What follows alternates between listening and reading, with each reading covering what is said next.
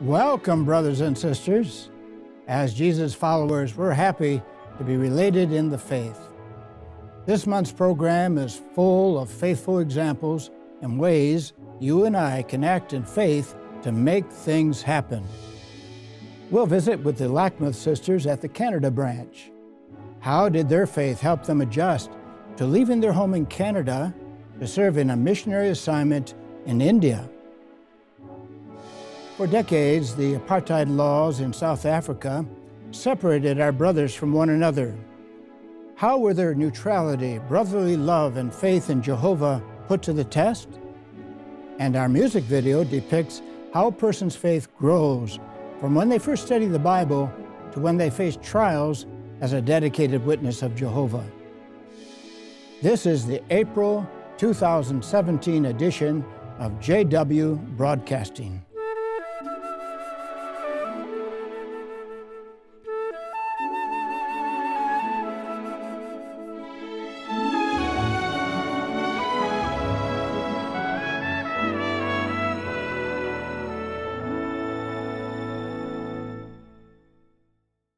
Has fear of failure ever held you back from doing something good, even something for Jehovah?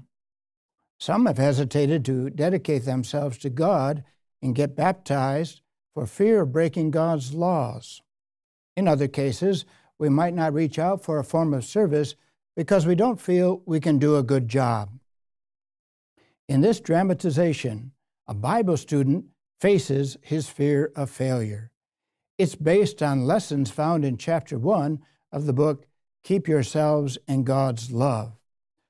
Look for what helps him overcome his fear and move ahead in faith.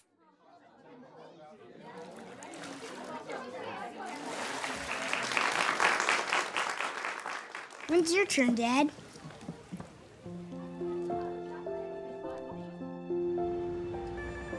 Our family was contacted by Jehovah's Witnesses a few years ago. Rachel started studying first. Soon, we all joined in. For the first time, we were all learning what the Bible really teaches. It wasn't long before we were sharing the truth with others. Well, most of us were. I knew it was the truth, but I didn't know if I could live up to everything Jehovah asks. Get away!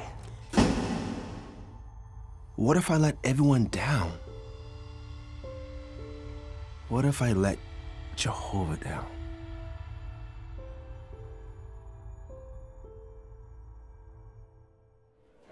In the car, okay?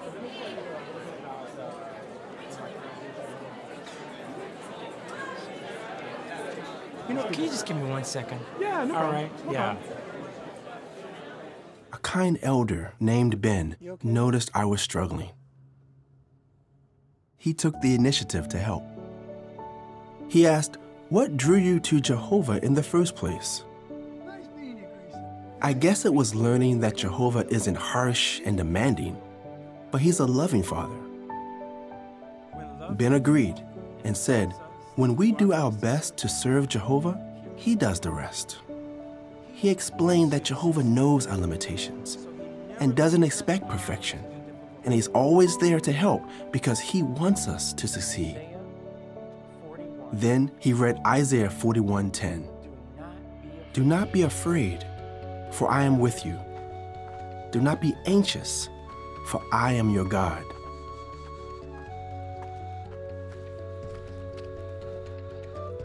I will fortify you. Yes, I will help you. I will really hold on to you with my right hand of righteousness.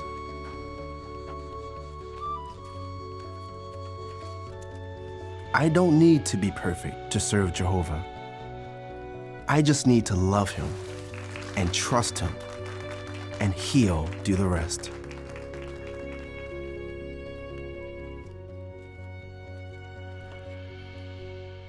Our brother learned what the love of God means.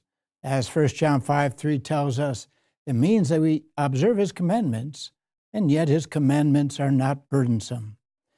Jehovah is a loving Father who wants us to succeed.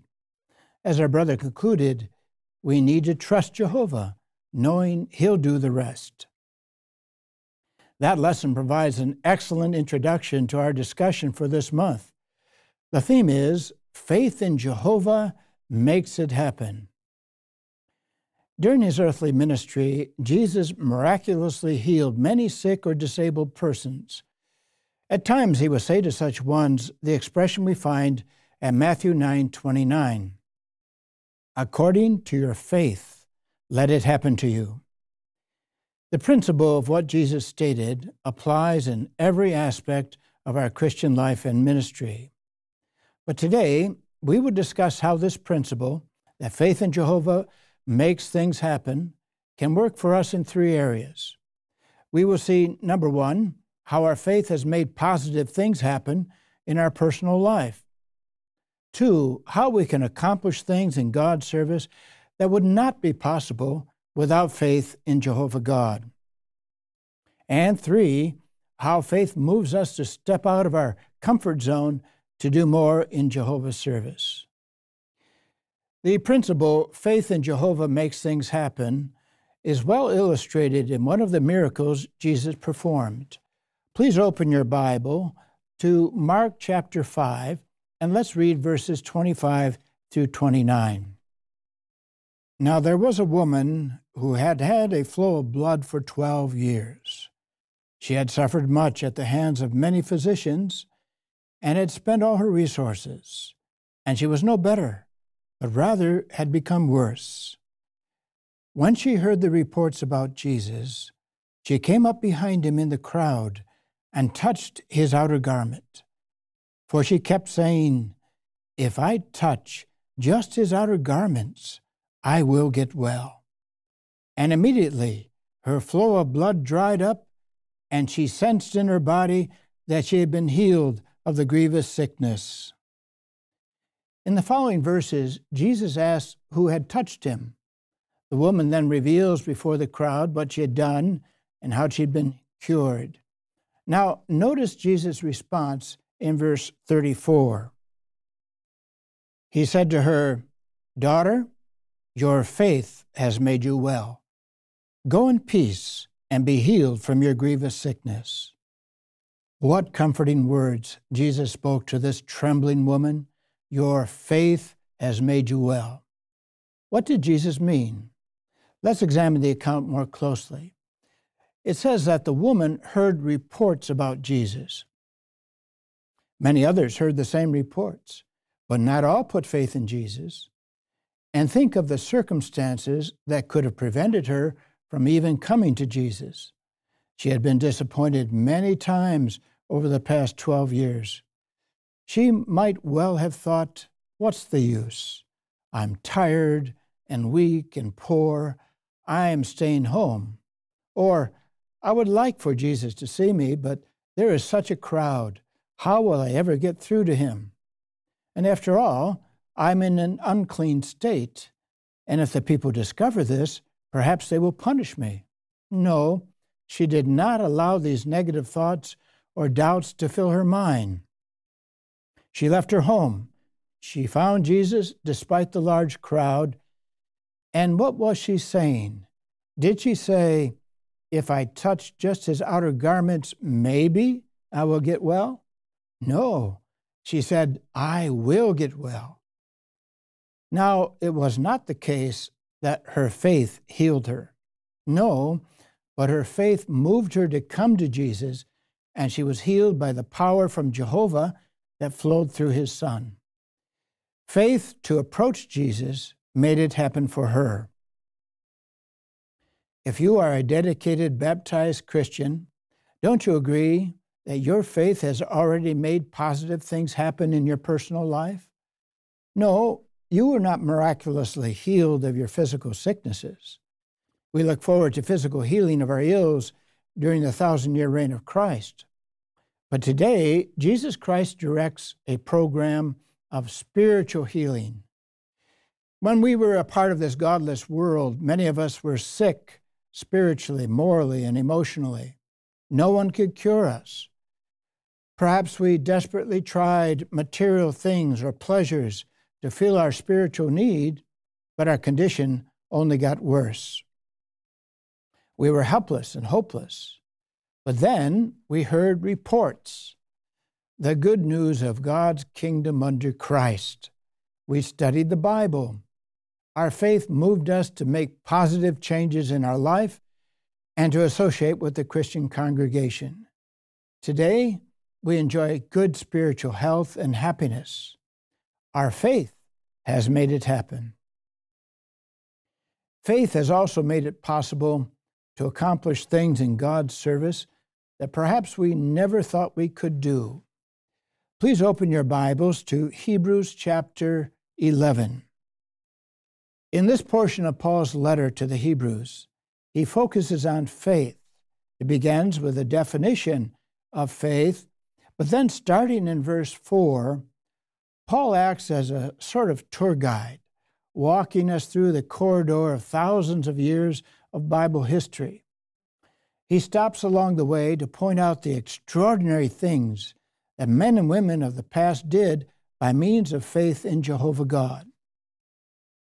Just glance down the columns in this chapter and notice how Paul introduces each paragraph with the words, by faith. This expression, by faith, appears 18 times in this one chapter. Now, when we look at the names Paul lists in this chapter, we may think, well, these were spiritual giants. But in reality, they were ordinary humans with weaknesses like all of us have today. The thing they all had in common was faith. And faith in Jehovah made it possible for them to do amazing things. Let's look at some of them and compare what they did with what many of you are doing today by faith. Let's read verse 5. By faith, Enoch was transferred so as not to see death, and he was nowhere to be found because God had transferred him. For before he was transferred, he received the witness that he had pleased God well. The book of Jude, verses 14 and 15, informs us that Enoch boldly proclaimed that Jehovah was going to destroy that ungodly world.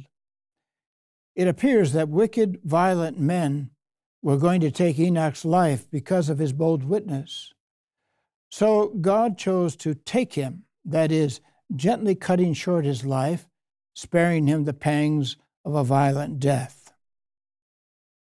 In modern times, like Enoch, many brothers and sisters have boldly declared God's judgments even when faced with death. One brother, after receiving a death sentence at Nazi hands during World War II, wrote these words shortly before his execution. I have such peace, such tranquility that you can't possibly imagine. Faith made such boldness and calmness possible. In many ways, you very likely have shown the same faith as Enoch. By faith, you stand up to an ungodly world by not adopting its corrupt ways. By faith, you boldly declare God's word from house to house and in public places. Before you became a baptized witness, you may have thought you would never do this preaching work, but you are doing it, sometimes even in the face of verbal abuse and opposition. Faith has made it happen. Let's read verse 7. By faith, Noah, after receiving divine warning of things not yet seen, showed godly fear and constructed an ark for the saving of his household. And through this faith, he condemned the world, and he became an heir of the righteousness that results from faith. Nothing in the Bible indicates that Jehovah chose Noah to construct an ark because he was an experienced builder. Certainly, he never had built such a gigantic vessel as what Jehovah had asked him to construct. Noah likely pondered many questions. How will I get all the building materials? Do I have the right tools to do the job? How will I gather all the animals? What food will they need and how much? When exactly will the deluge begin? How long will it last? Where will the ark land after the flood subsides? Nothing in the record indicates that Jehovah gave Noah all the details in advance. What Noah did have was faith. Faith moved him to begin building. His faith saved him and his family. Faith in Jehovah made it happen. Like Noah, during this time of the end, Jehovah's people have taken on challenging theocratic building projects. Certainly, constructing the New World headquarters at Warwick, New York, was one of these projects that required much faith. A committee of brothers was assigned to complete this vast project in less than 4 years. To do so, they knew they had to begin by July 2013. They moved ahead in faith. Though the town had not yet approved the site permits, they began inviting workers to the site with that date in mind. Time was passing quickly. The invited volunteers were buying plane tickets. Bethel was arranging rooming and other details. Yet the committee still did not have site permits. Would they cancel these invitations? They state, "We spent a lot of time praying about it. We decided we needed to act in faith, and we were just convinced Jehovah was going to make it happen." As the deadline approached, the brothers had done everything possible to obtain the permits. The town planning board was holding a public hearing. And to the brothers' great surprise, within 15 minutes of the start of the meeting, the town board voted to approve the project. These overseers commented, "When the approval came through, we knew it was only by Jehovah's Spirit that happened." True, but it was also the brothers' faith to act that made it happen. Those experiences are found in the video, World Headquarters, History is Being Written. You can find it in the Our Activities section under the construction category. Now let's read Hebrews 11:8.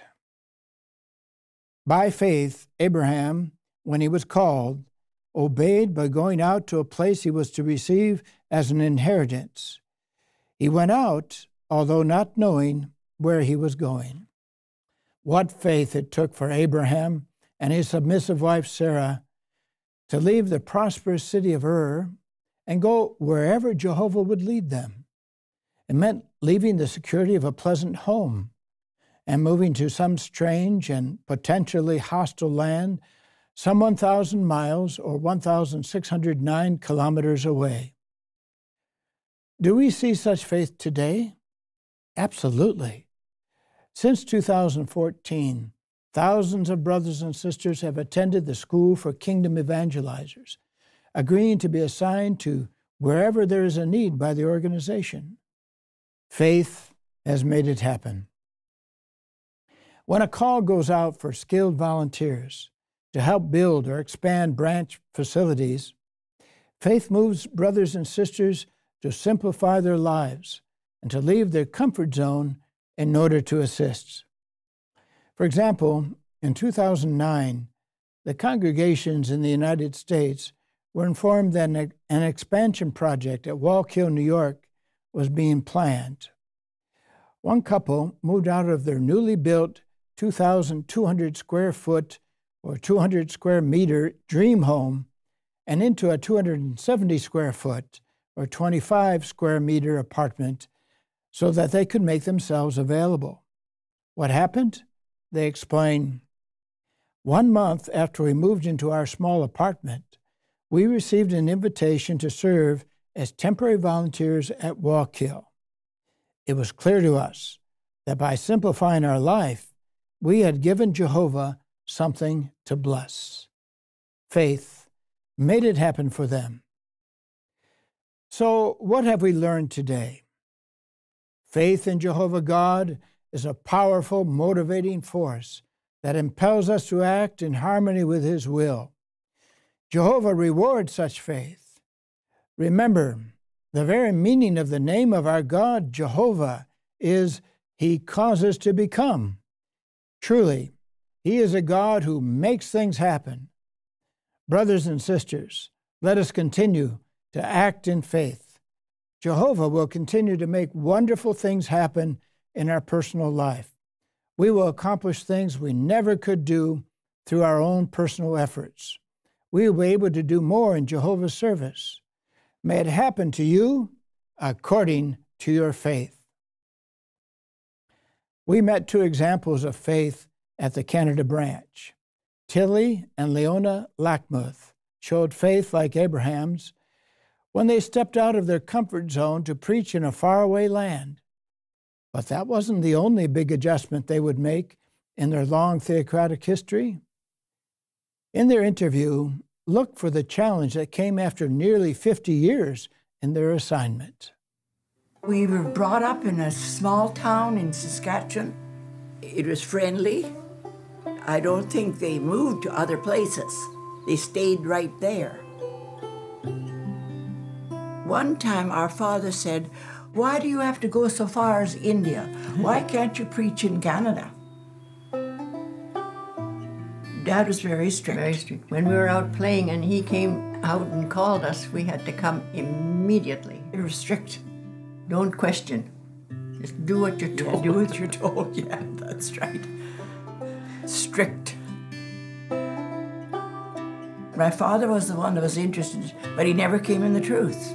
He enjoyed having witnesses come to our home, but he never ever thought of himself as being one of Jehovah's Witnesses.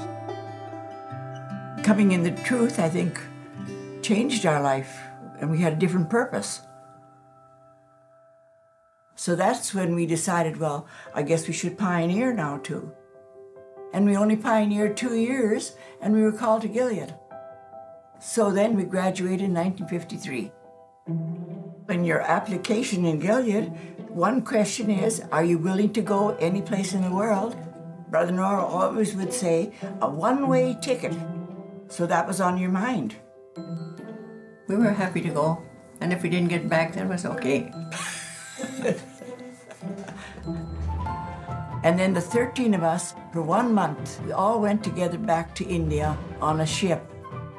Well, we were a bit nervous because we didn't know just what kind of people we would be meeting or what kind of atmosphere we'd be experiencing.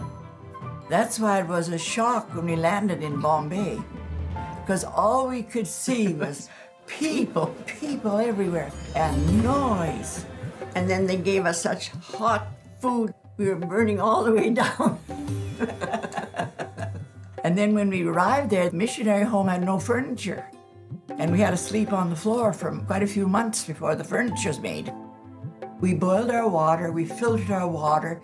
When we went to the market, we'd bring all our vegetables and fruit home, and we washed them with a solution. And we were very careful in that respect. It was all a shock to us in many things. Yes. We made up our mind, I guess, that it's not going to be the same as Canada, we know. We didn't worry about things we had to put up with, because we had the joy in the ministry. The society wanted us to get the joy booklet out, and we had to just stand on the street with this carton of literature and just keep calling out to the people, and everybody would take it. And they were so appreciative. Yeah, they really were. Appreciative. Yeah. In those days, we had to put in 150 hours. And in South India, after 4, women were not out, so we had to get all our time in early in the morning and work right through till 4 o'clock. Sure did. We were using the Malayalam language, and the children repeated what we said. They'd run ahead and tell people what we were talking about. And they'd all yell, "Madama, Madama." White woman, white woman. Yeah, and we had many studies then. We enjoyed the ministry, and we enjoyed the hospitality. Be with the brothers and go to their homes and eat their food and do things the way they do things. So we had to make India our home. We lived in India about 50 years. And then the news came that we had to leave, so that's why the governing body said, well, you go to Canada branch then. Well, it was like culture shock too. Yes. After being so many years in India, a lot of things we had to sort of adjust here now. I'm working down in the laundry, folding. Same. Folding and folding till we fold in.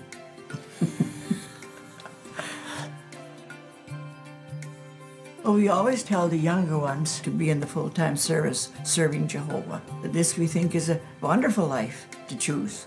It's good for the young people to learn when they're young like that. And no doubt they'll make progress in the truth too. Glad we started pioneering and moved about. Yeah, we lacked nothing really, nothing to complain about.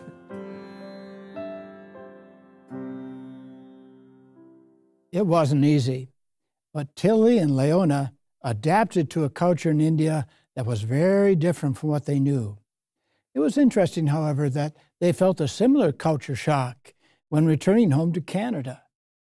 But through all of it, Jehovah rewarded their faith. After more than 67 years of full-time service, they can say with confidence that they lacked nothing.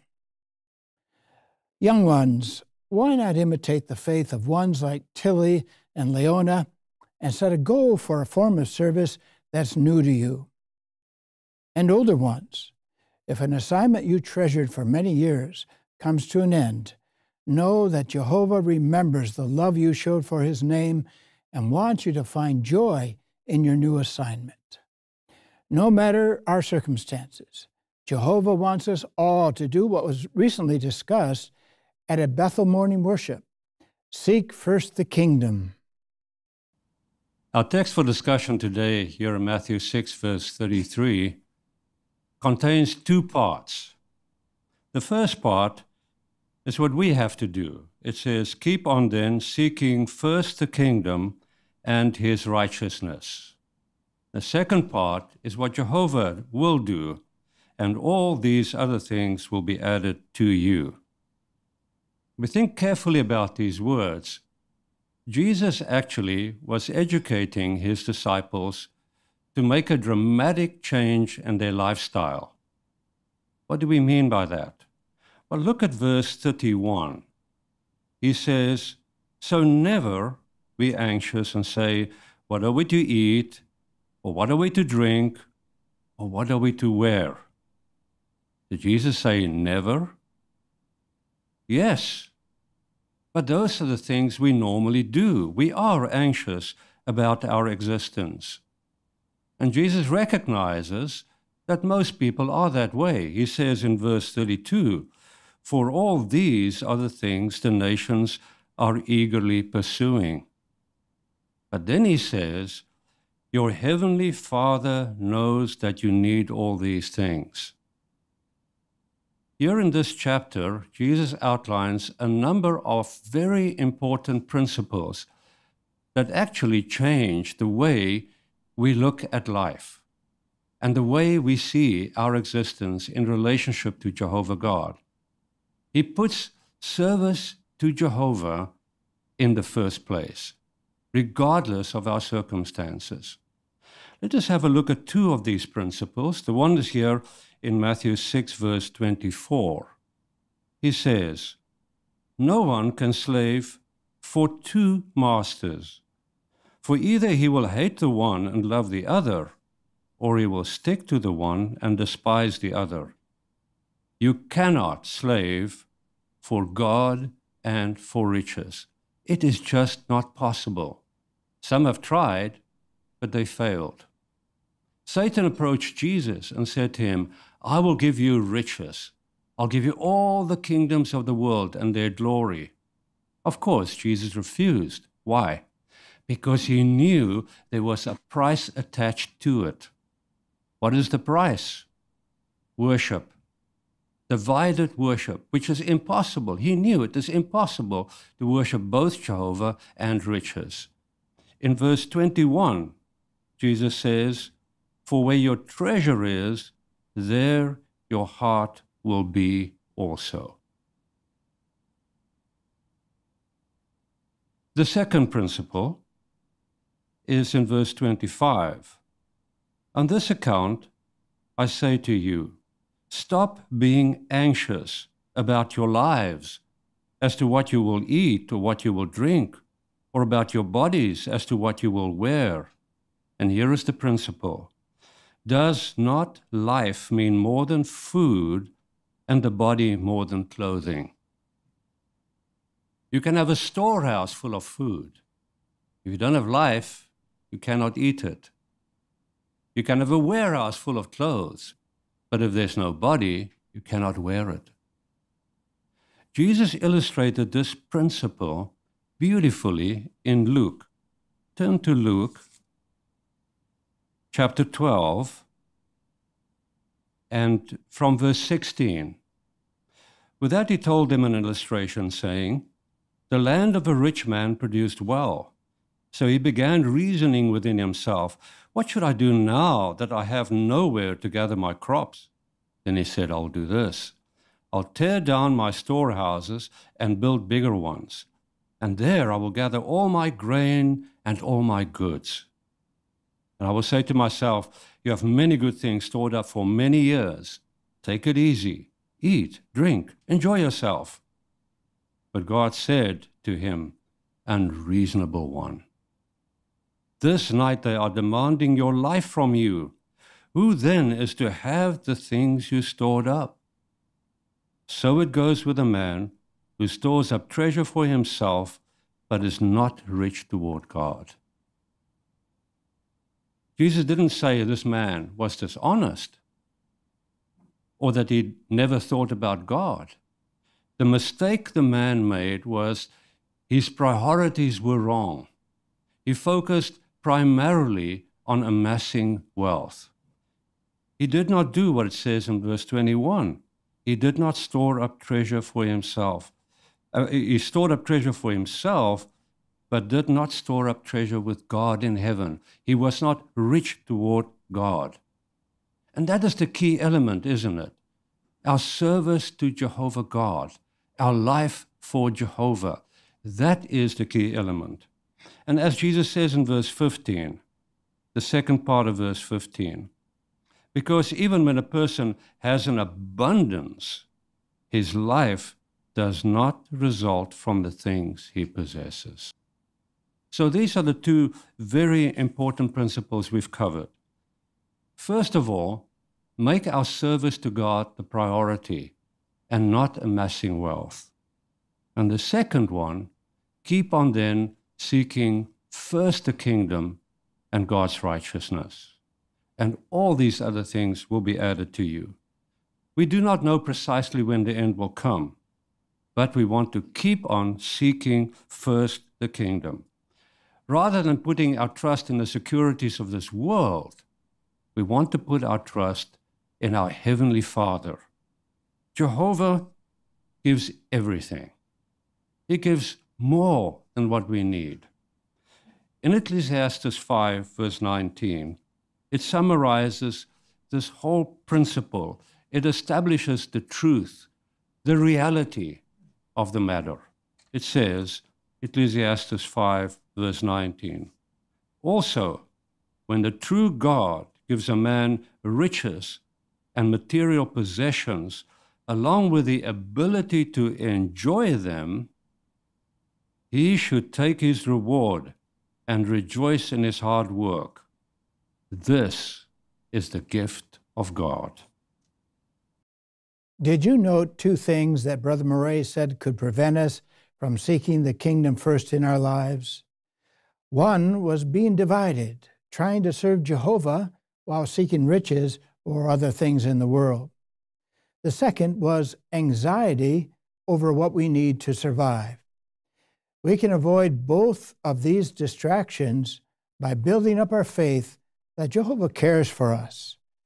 We're assured that He will provide for our needs in this system, and in the new world, we know He'll satisfy any wholesome desires that we choose to sacrifice for now.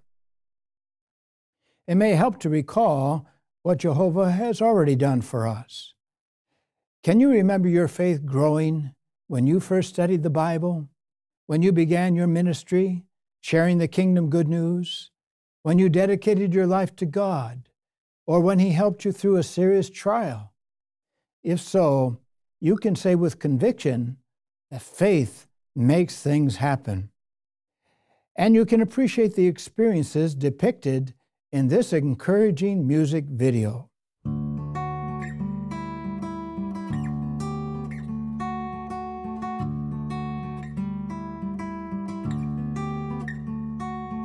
A heart full of questions, a life so unsure. I heard what you told me, I wanted more. What you told me, I wanted more. Unanswered questions were answered that day. The worry I was feeling melted away. All my worries faded away. It's a long road we're going down, but faith can make things happen. When there's no way through and no way round, faith can make things happen. Make things happen.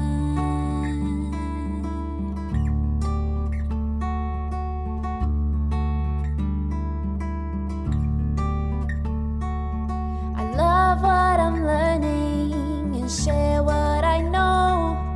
I'm ready and waiting, so here I go. Yes, I'm ready to share what I know. My faith is like a fire that burns within my heart. I've gotta keep it burning and do my part. Keep it burning deep in my heart. It's a long road we're going down, but this I've not forgotten. When there's no way through and no way round, faith can make things happen. Make things happen.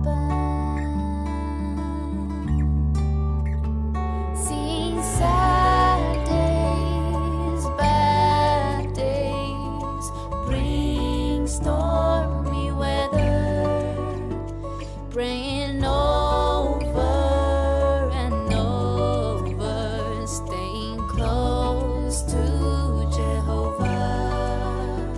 He said, if you put your trust in me, I'll give you strength, and then you'll see the trials that came to me. We face them together. It's a long road we're going down, but this I've not forgotten.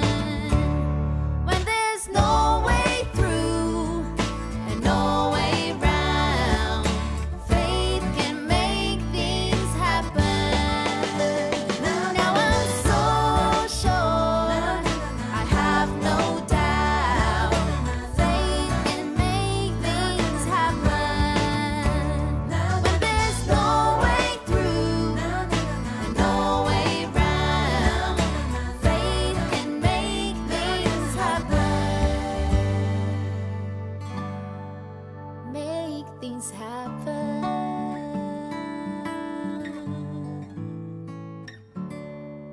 Nothing we experience is too difficult for Jehovah. That may be easy to remember when things are going well, but when anxiety or trials come, can we remember to trust Jehovah? What was one thing our sister did to build her faith? She prayed. Even Jesus' apostles begged him, give us more faith.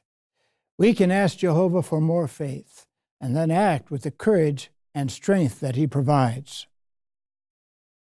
Jehovah gives us his Holy Spirit, both individually and as a group. To see evidence of that, We need only go to a part of the world where Jehovah's people were put under intense pressure. In South Africa, for example, the government's policy of racial segregation, called apartheid, lasted for 46 years until 1994. Our brothers were pressured to take sides in armed conflict. Their freedom to worship together was limited, and the prevailing attitudes towards people of different races threatened their unity. In this report, we learn how our South African brothers remained united and neutral in support of God's kingdom.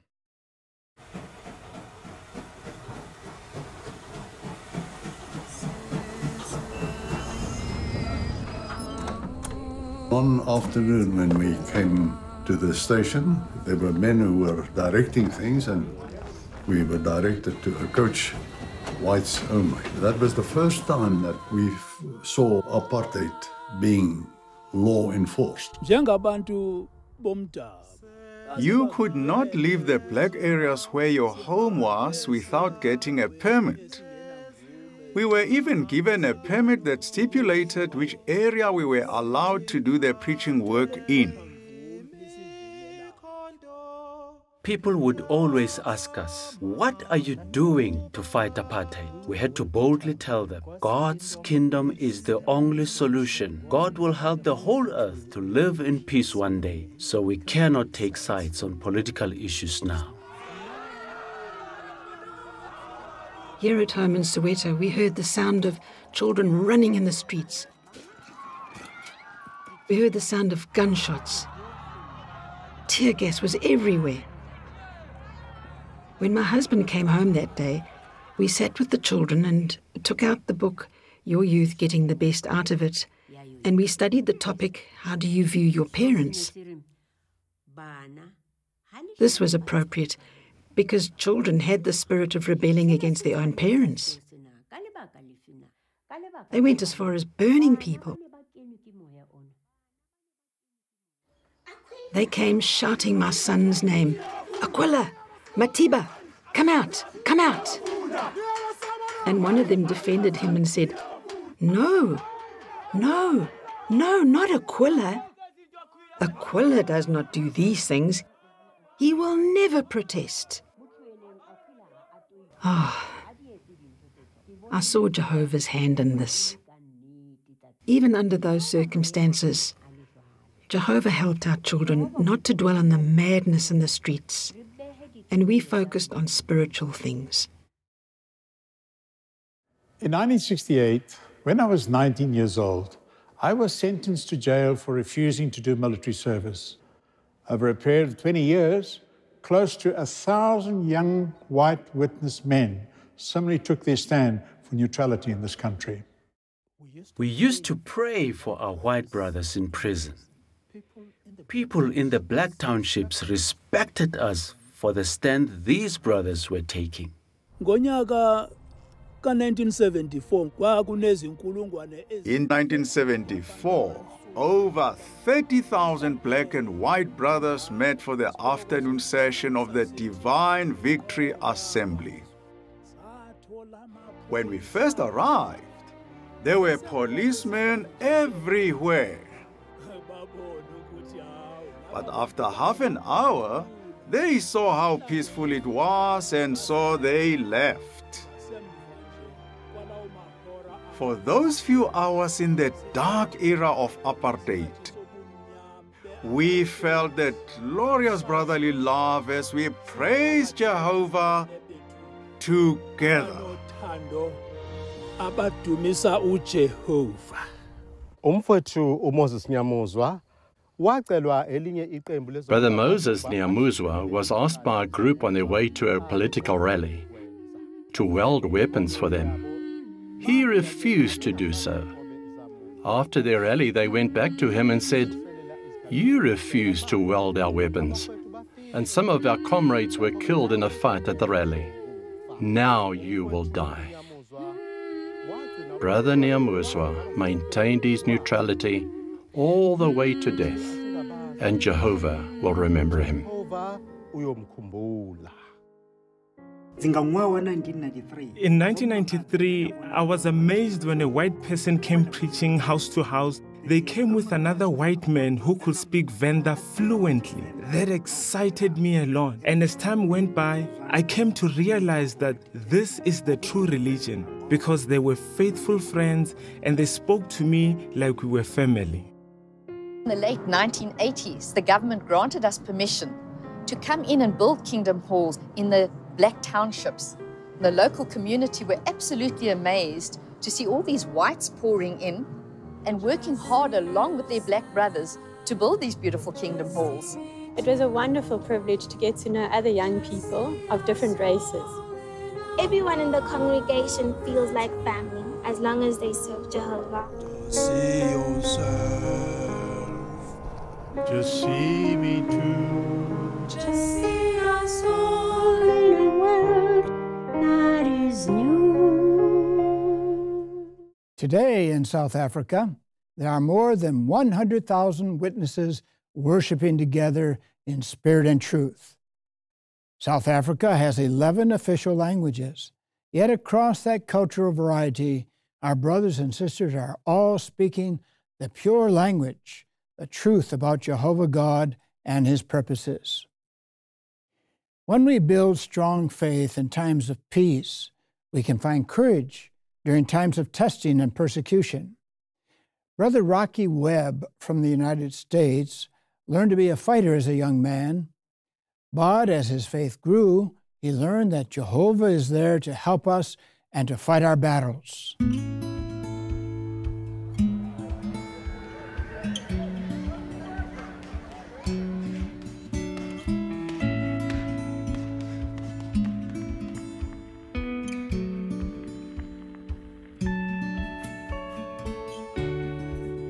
All of us is going to be tested one way or the other before we make it into the new world. And if we can endure those tests faithfully, then you'll make it. My dad and my mother taught me the truth. What drove me to be baptized was the convention in Washington, D.C. Brother Rutherford gave the talk on the meek shall inherit the earth. But it touched my heart in a way that it's never left from that minute on, right on up to now. Gave me faith to stay with Jehovah all the way. The bullies would come and jump onto me, and I would come home pretty well beat up. So that's when I started training for boxing. I was offered $40,000 for a fight, win or lose. And if I won the second fight, they would double the amount. Brother McMillan was like a second dad to me and my brother. And he asked me, says, would you do me a favor? He says, don't put the gloves on no more. And so I didn't put them on anymore. I think he knew that it wouldn't be very long for an article on it. It came out and told that boxing wasn't for the Christians. I was drafted during this time, and I refused to serve and was sent to prison. All the time, I never, ever slowed down on my theocratic deals. Never. I kept right on it. The jail warden overheard me witnessing to another inmate. He told me, don't do any more of that, says we don't allow it here. 3 days would pass by, and he seen me talking to him again. And they put me in a car that was shaded. You couldn't see out. I didn't know where I was going. It was an old prison, just dark as it could be in there. It was 3 feet around, and they called it the sweat box. All the time I was in there, just sweat. And I went in weighing 213 pounds, and I came out weighing 133 pounds. Psalms 144 says, May Jehovah my rock be praised, who trains my hand for battle, my fingers for warfare. I gave my life to give Jehovah my faith. I lived in Wewoka. Several congregations would come together to work. We were confronted by mobs. There was a lot of them that was injured. I had 80 stitches turned up here, and I had 13 in the side there on each tab. I was really, really beat up. But I couldn't have stood up if it hadn't been for Jehovah. I knew he was with me somewhere or another. So we sued the town and won $20,000. The society called us and said, you did very good in what all you've done, but says, remember, we're not out for money. Make sure that's made known to them. When we walked up to the desk, they slid the papers out to us. It says, sign them up. And we just took and slid them back. It came out in the papers. Tell them to come back and do all they want to do in the way of their witnessing. It says we won't touch them. They were really highly respect us for what we did. And so that opened it up. And they've had a real good congregation there, got started and everything.